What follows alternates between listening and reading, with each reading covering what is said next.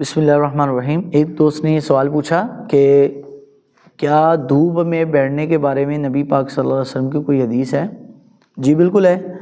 سیدنا علی رضی اللہ تعالیٰ عنہ سے ایک حدیث شریف روایت ہے، حضور نے فرمایا علی جب بھی دھوپ میں بیٹھو تو دھوپ سورج کی طرف رخ کر کے نہیں بیٹھنا، سورج سے اپنا رخ ہٹا کر بیٹھنا ہے۔ آج کل سردیوں کا موسم ہے اور لوگ چھتوں پر بیٹھتے ہیں دھوپ سیکنے کے لیے، اور کنوں کھا کر بیٹھ جاتے ہیں اور دھوپ کی طرف منہ ہوتا ہے اور دھوپ سیکتے ہیں۔ بالکل اچھی بات ہے اور فائدہ مند بھی ہے دھوپ، لیکن دھوپ میں بیٹھنے کے آداب کیا ہیں کہ اس کی طرف رخ کر کے نہ بیٹھیں۔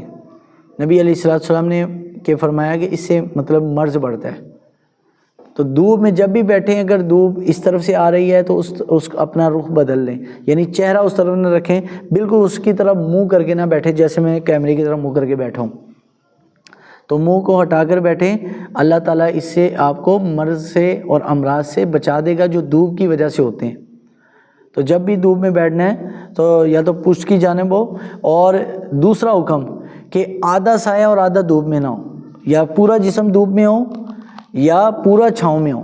جیسے بعض لوگ آدھے چھاؤں میں آدھے دھوپ میں لیٹ جاتے ہیں، تو بعض ڈاکٹرز یہ کہتے ہیں کہ یہ نقصان دہ، کیونکہ نبی علیہ السلام نے اس کو منع کیا، حضور نے منع فرما دیا تو ہمارے لیے سائنس دلیل نہیں ہے، لیکن سائنس جب اس چیز کو پروو کر رہی ہے اور حضور نے منع کیا تو ہمیں رک جانا چاہیے۔